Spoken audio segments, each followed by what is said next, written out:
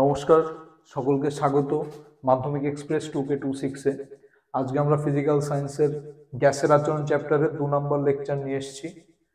তো চলো শুরু করা যাক।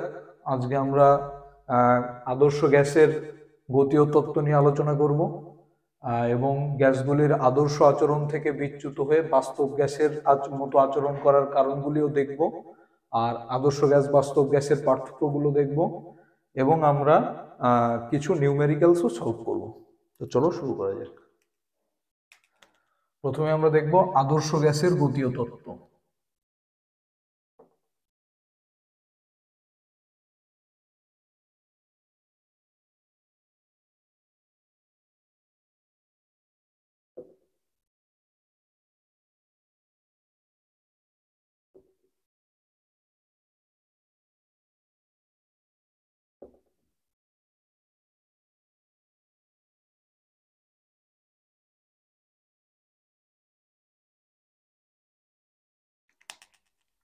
আমরা সবাই জানি যে প্রত্যেকটা গ্যাস অসংখ্য অণুর সমন্বয়ে গঠিত। এবার যে কোনো একটা গ্যাস, যেমন যদি আমরা অক্সিজেন ধরি, তাহলে সেই নির্দিষ্ট গ্যাসের সমস্ত অণুগুলি একে অপরের সাথে সামঞ্জস্যপূর্ণ বা একই, কিন্তু একটা গ্যাসের অণু অন্য কোনো গ্যাসের অণুর থেকে সম্পূর্ণভাবে পৃথক।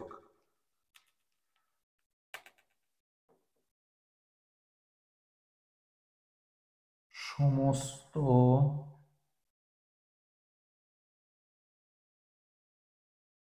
গ্যাসই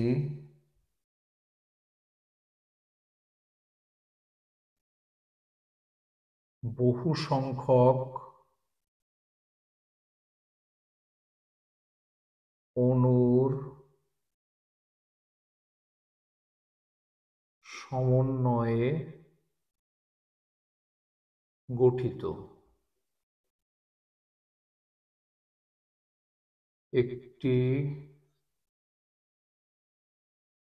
নির্দিষ্ট গ্যাসের অণুগুলি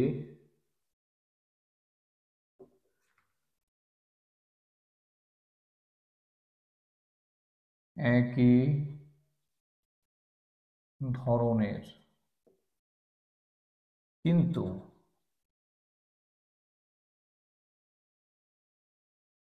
বিভিন্ন গ্যাসের অণুগুলি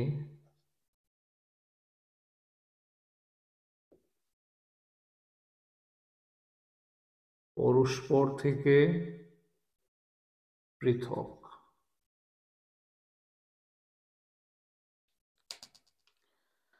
এবার 2 নম্বর স্বীকার্য। গ্যাসের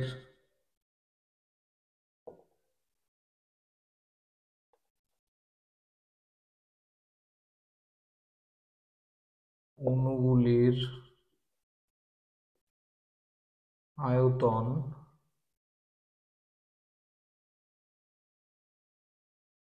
পাত্রের আয়তনের তুলনায়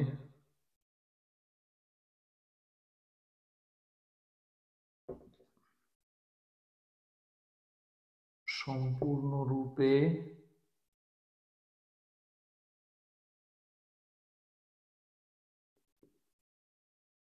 উপেক্ষণীয়।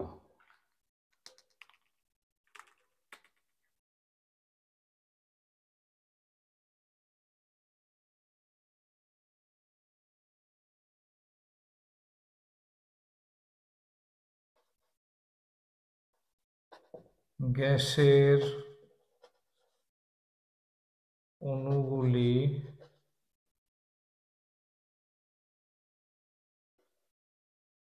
পাত্রের দেয়ালের সাথে সংঘর্ষের পূর্বে সম দ্রুতিতে সরল রেখা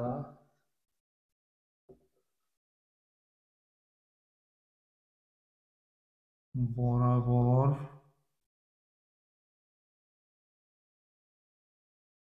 চলাচল করে।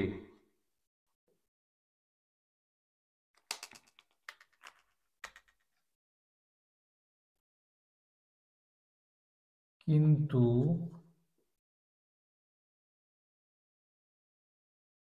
সংঘর্ষের পর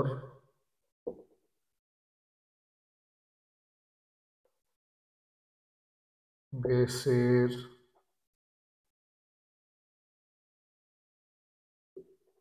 অণুগুলির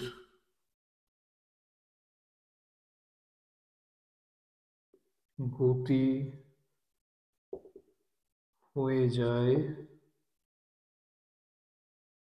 সম্পূর্ণ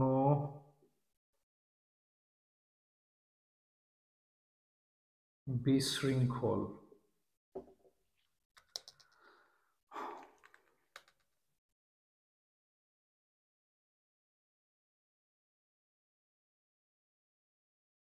গ্যাসের অণুগুলি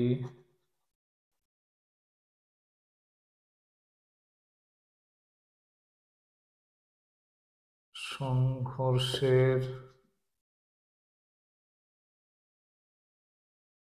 পরে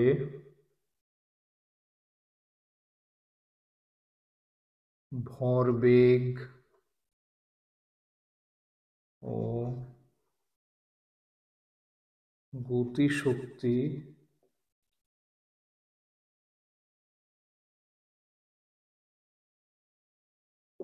সংরক্ষণ করে থাকে।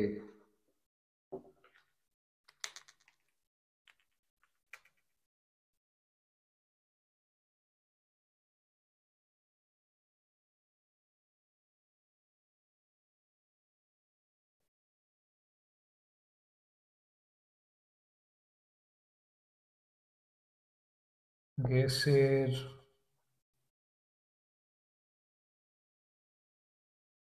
অণুগুলির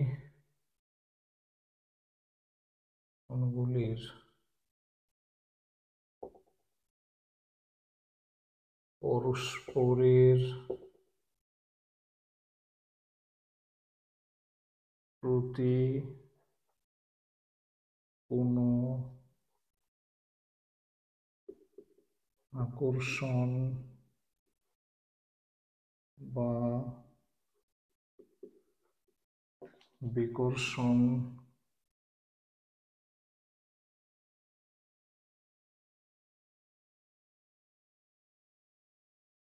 বল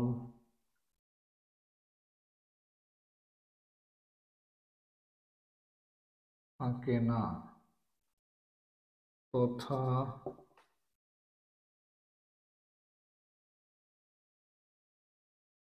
সর্বদা স্বাধীনভাবে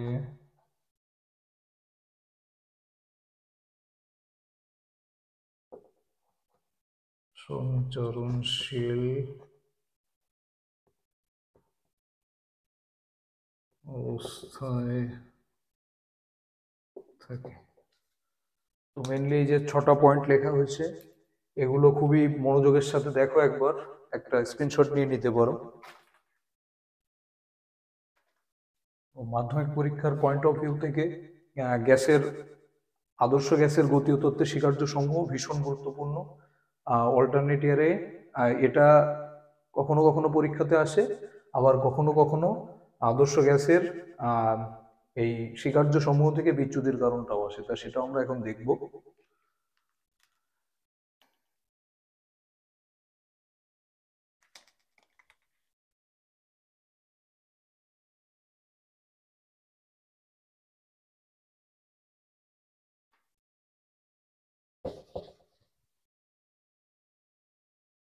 আমরা পরবর্তী পয়েন্টটা দেখব।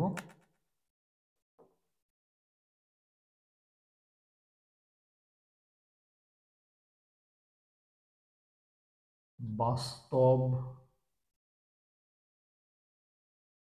গ্যাস গুলির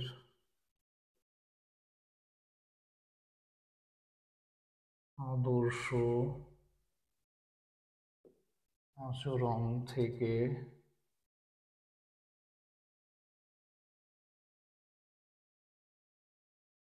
বিচ্যুতির কারণ।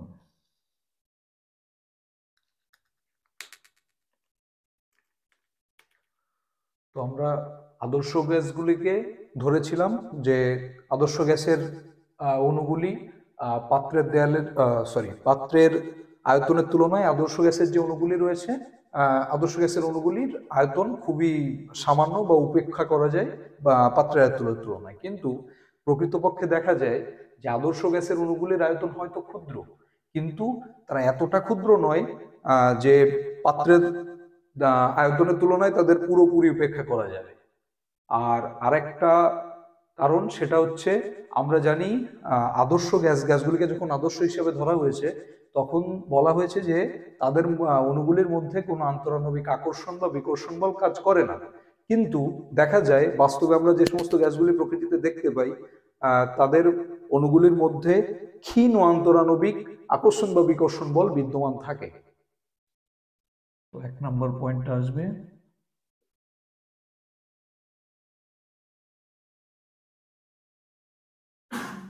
আদর্শ গ্যাসের অণুগুলির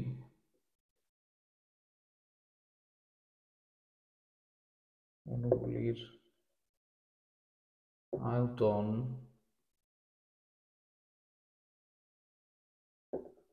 পাত্রের আয়তনের তুলনায়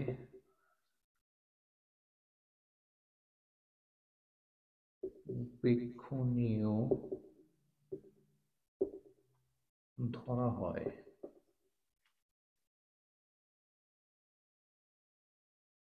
কিন্তু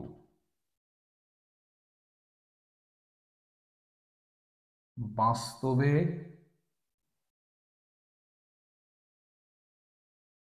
গ্যাসের অণুগুলির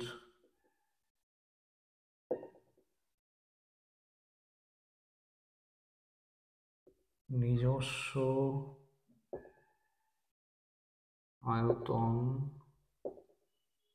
রয়েছে, যা মোটেই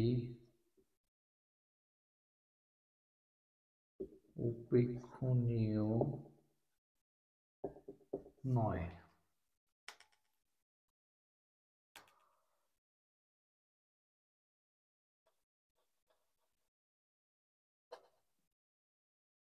আদর্শ গ্যাসের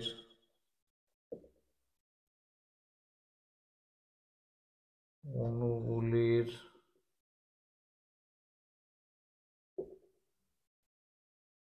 মধ্যে কোনো আন্তরাণবিক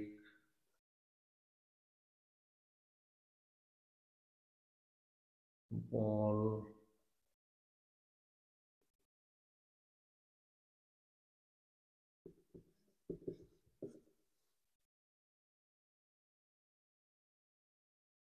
থাকে না। কিন্তু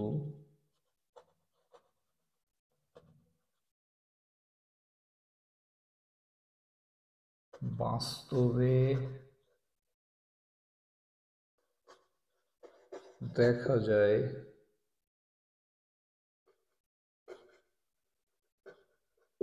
গ্যাসের অণুগুলির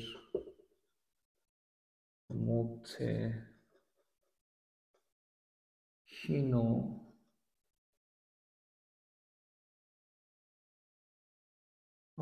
আন্তরাণবিক বল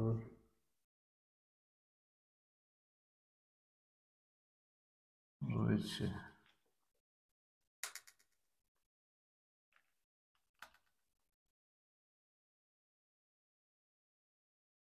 মূলত এই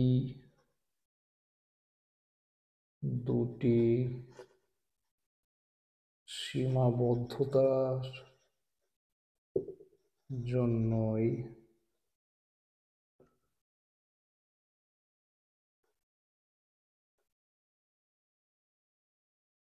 বাস্তব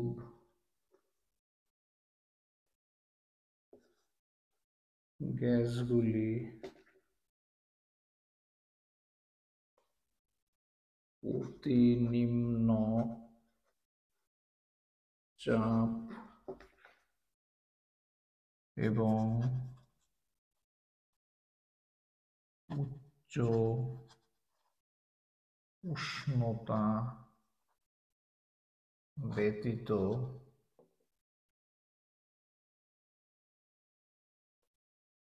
আদর্শ গ্যাসের আচরণ থেকে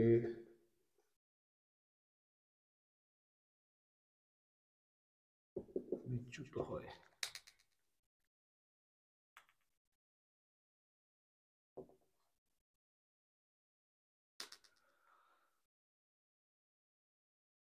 স্ক্রিনশট নিয়ে নিতে পারো। তো এবার পরীক্ষাতে যদি আসে যে আদর্শ গ্যাস এবং বাস্তব গ্যাসের মধ্যে পার্থক্য বিবৃত করো, তাহলে এখান থেকেই তোমরা লিখে দিতে পারবে যে আদর্শ গ্যাসের অণুগুলির মধ্যে কোনো আন্তরাণবিক আকর্ষণ বা বিকর্ষণ বল কাজ করে না, কিন্তু বাস্তব গ্যাসের অণুগুলির মধ্যে ক্ষীণ আন্তরাণবিক বল ক্রিয়াশীল থাকে।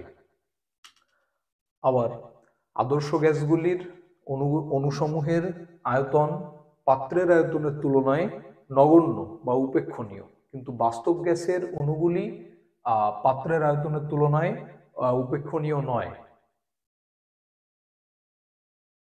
স্বীকার্যগুলি মনে রাখতে হবে এবং বাস্তব গ্যাসগুলির আদর্শ আচরণ থেকে বিচ্যুতির কারণটা মনে রাখতে হবে, এবং অটোমেটিক্যালি আদর্শ গ্যাস ও বাস্তব গ্যাসের মধ্যেকার যে পার্থক্য আছে আর সেটা মাথায় থেকে যাবে।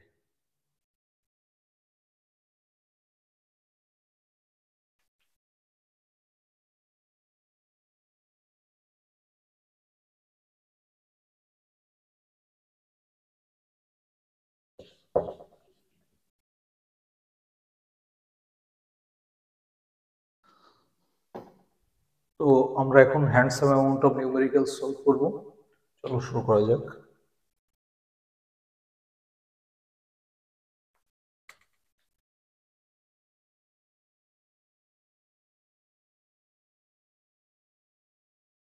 °C উষ্ণতায়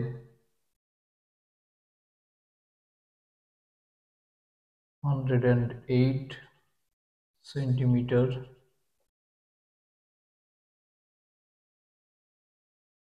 পারদস্তম্ভের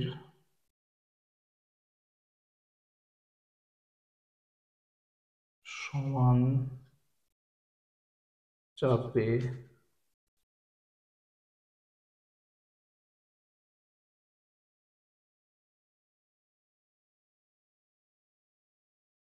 গ্যাসের আয়তন 256 সেন্টিমিটার কিউব হলে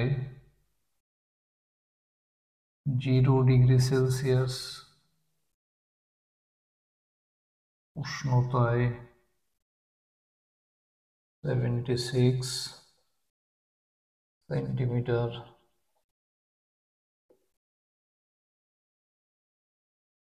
পারদস্তম্ভের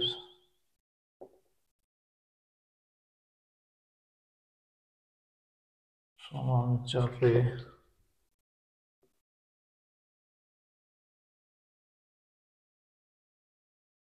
ওই গ্যাসের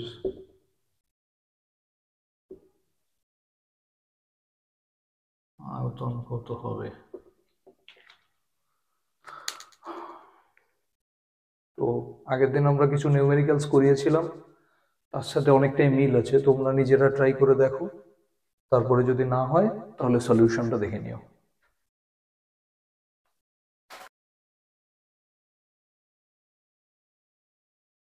তো দেখো এখানে কি দেওয়া আছে। এখানে দেওয়া আছে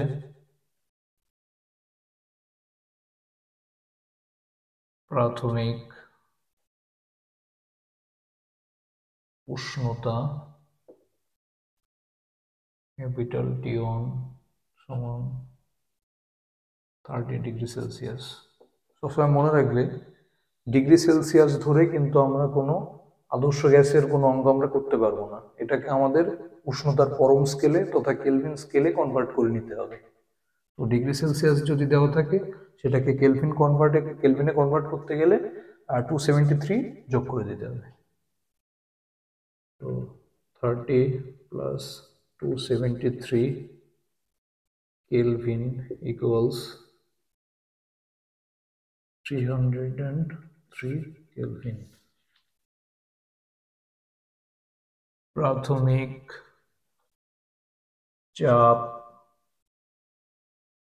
P1 equals 108 centimeter mercury। প্রাথমিক আয়তন V1 equals 256 সেন্টিমিটার কিউব। এবার অন্তিম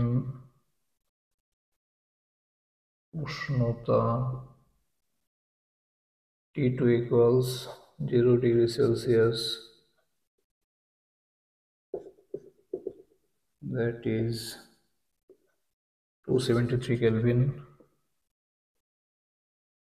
অন্তিম চাপ P2 equals 76 সেন্টিমিটার Hg। তাহলে অন্তিম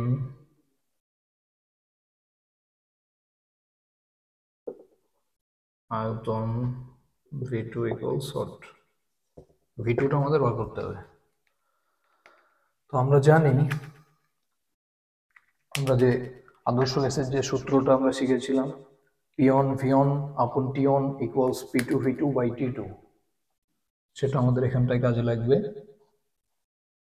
P1 V1 by T1 equals P2 V2 by T2।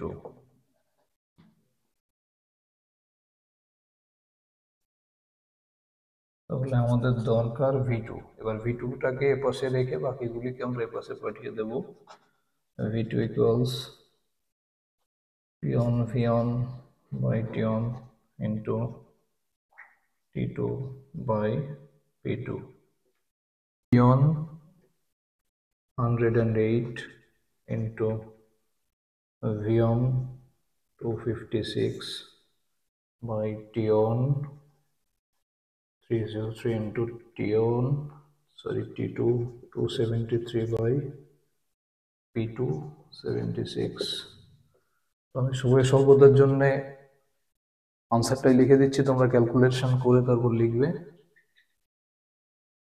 377.77 centimeter cube. This is the answer.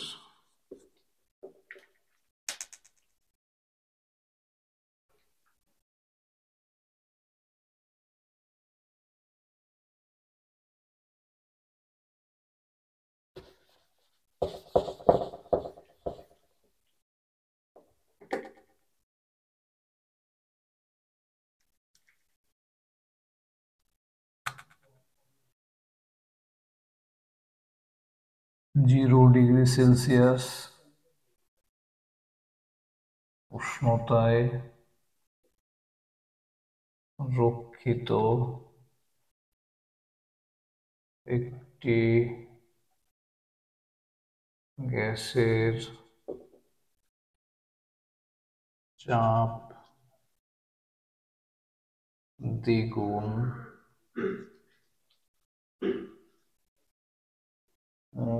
আয়তন অর্ধেক করা হলো।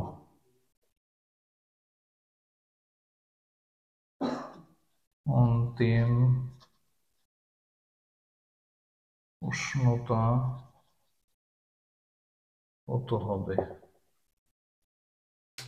নিজের একবার ট্রাই করুন, যদি না হয় তাহলে সলিউশনটা দেখে নেবে।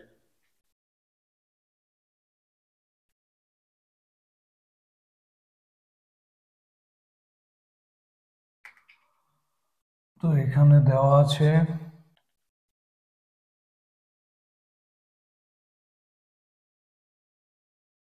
প্রাথমিক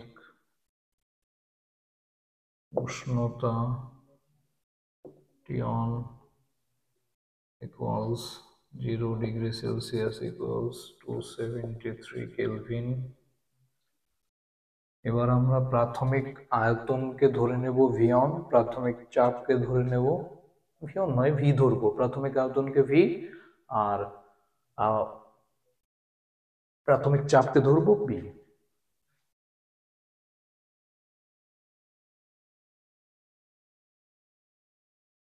প্রাথমিক আয়তন V1 সমান V, প্রাথমিক চাপ P1 সমান P। এবার অন্তিম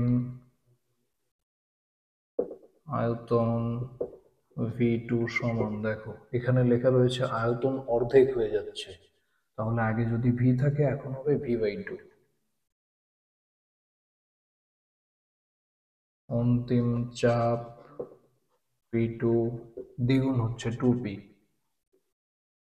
তাহলে আমরা কি জানি P1 V1 বাই T1 সমান P2 V2 বাই T2। এখানে আমাদের নির্ণয় করতে হবে T2 equals what?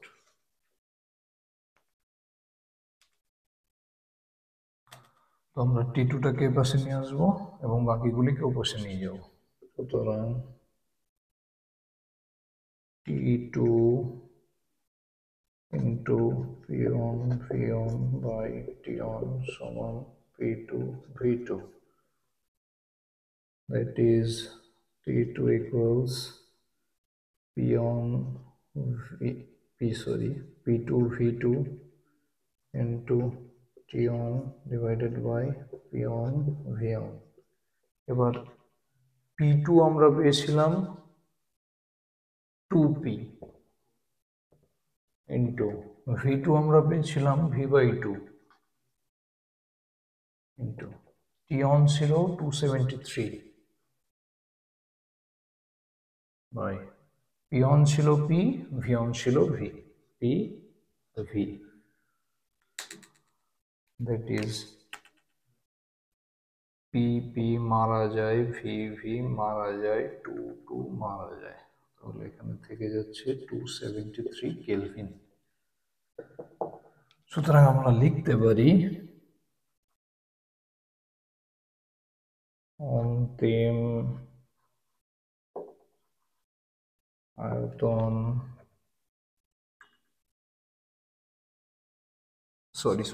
অন্তিম উষ্ণতা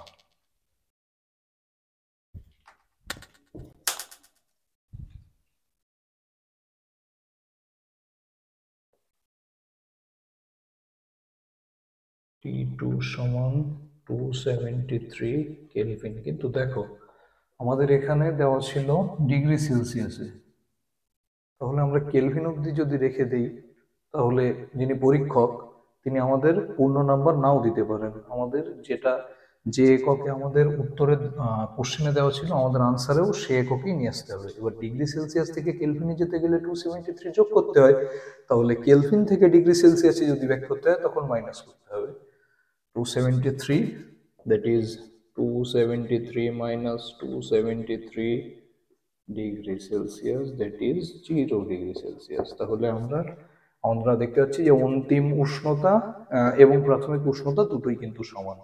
একটা ট্রিকি কোশ্চেন এবং এটা মাধ্যমিক 2018 এসেছিল, important question. Take down this.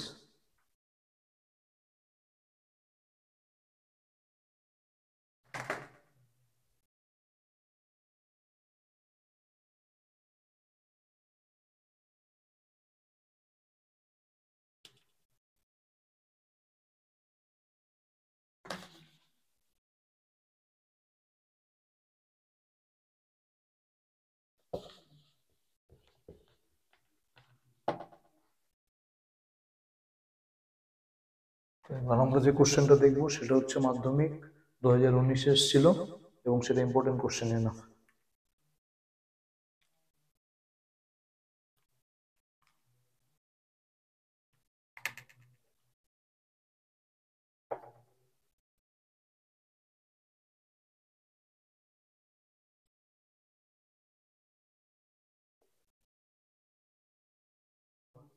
এসটিপিতে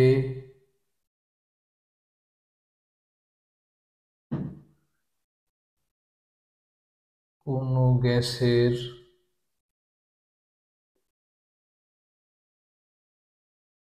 আয়তন 273 সেন্টিমিটার কিউব হলে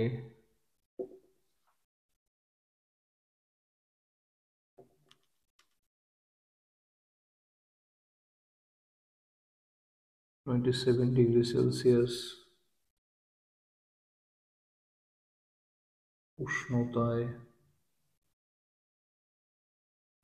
কত চাপে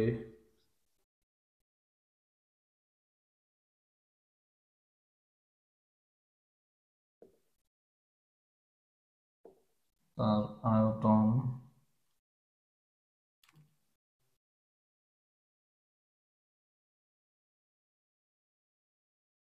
300 সেন্টিমিটার কিউব হবে।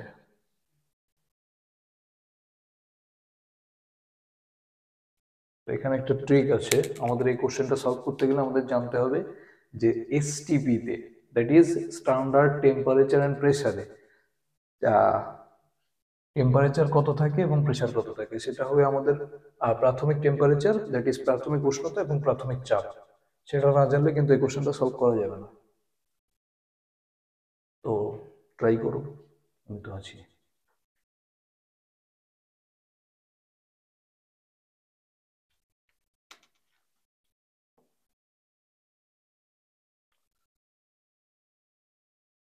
এসটিপি তে অর্থাৎ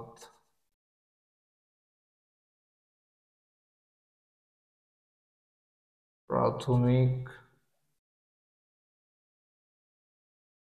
অবস্থায়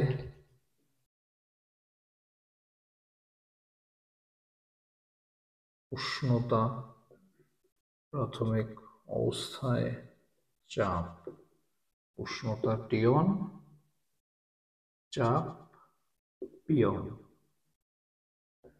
স্টিপিতে উষ্ণতা সবসময় 0 ডিগ্রি সেলসিয়াস এবং চাপ সবসময় 76 সেন্টিমিটার পারদস্তম্ভের চাপের সমান। তাহলে এখানে টেম্পারেচার টি1 0 degree Celsius, that is 273 kelvin, 76, প্রাথমিক চাপ হচ্ছে 76 সেন্টিমিটার পারদস্তম্ভের চাপের সমান। আর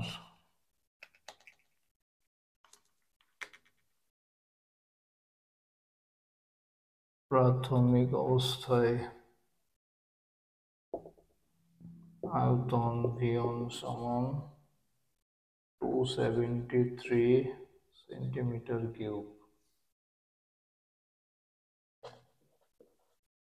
অন্তিম উষ্ণতা T2 27 degrees Celsius, that is 27 plus 273 Kelvin, that is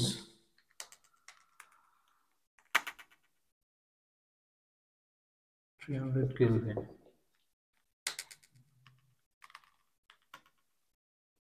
অন্তিম আয়তন V2 সমান 300 সেন্টিমিটার কিউব। তাহলে আমাদের বার করতে হবে অন্তিম চাপ P2, same formula, P1 V1 by T1, P2 V2 by T2, that is আমাদের লাগবে P2 equals P1 V1 by T1 into T2 by V2. P1 আছে 76, V1 আছে 273 by T1 আছে 273 into T2 আছে 300 by V2 আছে 300।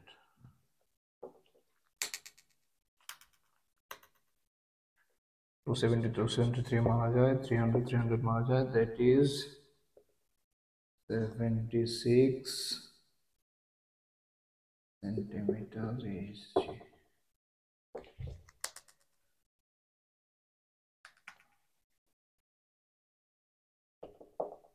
সুতরাং অন্তিম চাপ P2 equals 76 সেন্টিমিটার পারদ স্তম্ভের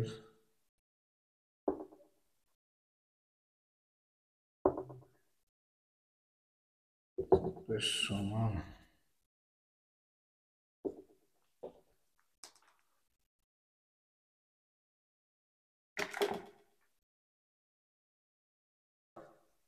তো ডান, এবার পরের ক্যালকুলেশনটাতে যাব আমরা।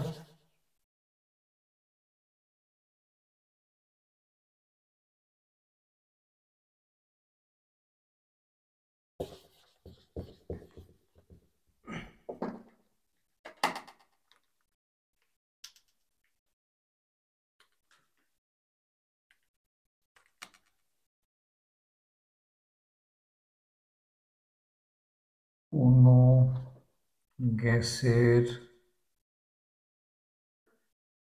1 গ্রাম 7 ডিগ্রি সেলসিয়াস উষ্ণতায়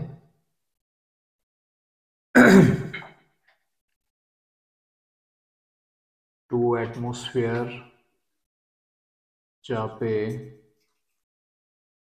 410 মিলিলিটার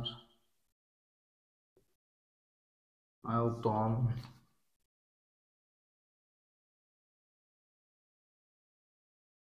অধিকার করে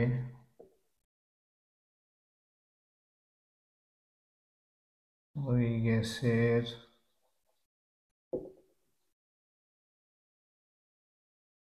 মোলার ভর কত?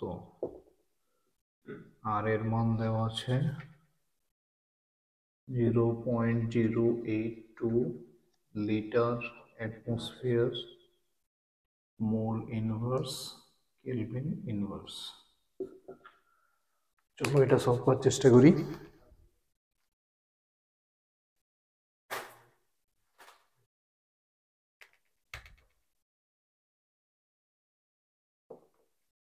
আদর্শ গ্যাসের সমীকরণ থেকে আমরা জানি PV equals nRT। এবারে যে n হচ্ছে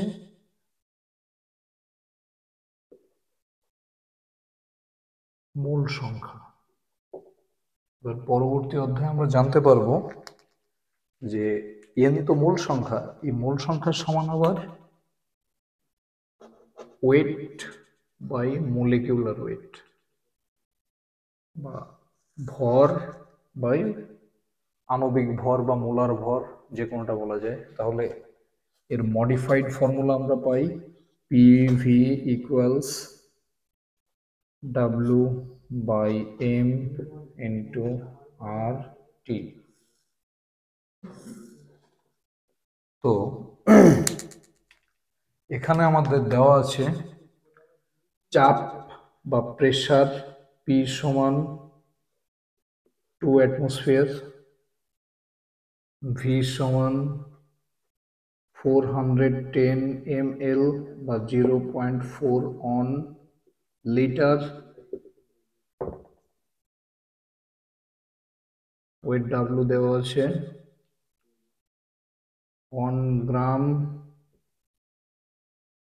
আর দেওয়া আছে 0.082, ইউনিটটা লিখলেও চলে না লিখলেও চলে, whatever, litre, atmosphere, mole inverse, kelvin inverse. Temperature T দেওয়া আছে 7 degree Celsius, that is 7 plus 273 kelvin, that is 280 kelvin. তাহলে এখান থেকে আমাদের বার করতে হবে মলিকিউলার ওয়েট বা মোলার ভর ক্যাপিটাল M সমান হট। তাহলে M কে আমরা এদিকে নিয়ে আসবো, পিভিটা ওদিকে চলে যাবে।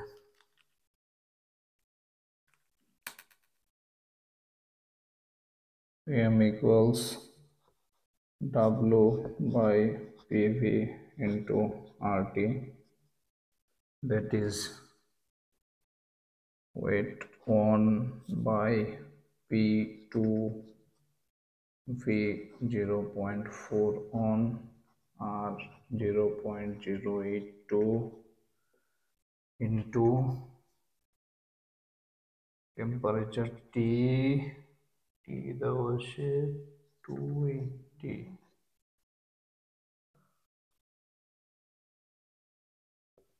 Zero point sorry zero 0.0। এবার এর একটার পর দশমিক, এর দুটোর আগে দশমিক, এর তিনটের আগে দশমিক, তাহলে এখানটায় চলে আসে, এটাকে যদি মারি তাহলে 10 চলে আসে। দ্যাট ইজ আমরা পাই এর মোলার ভর বা মলিকিউলার ওয়েট, সেটা 28 গ্রাম পার মোল।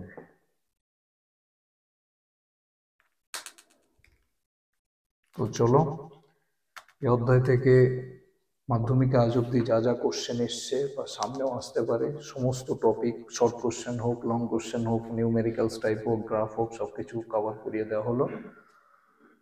এটা রিলিজিয়াসলি ফলো করলে তোমরা গ্যাসের আচরণ এই চ্যাপ্টার থেকে যে ধরনের কোশ্চেনই আসুক না কেন, তোমরা সেটা একদম ঠিকঠাকভাবে উত্তর করে আসতে পারবে। তো আজকের মতো এখানেই শেষ করছি।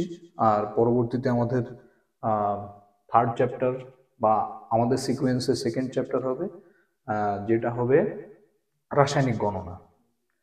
তো ততক্ষণ সবাই নিজের খেয়াল রেখো, ভালো থেকো, সুস্থ থেকো, টাটা।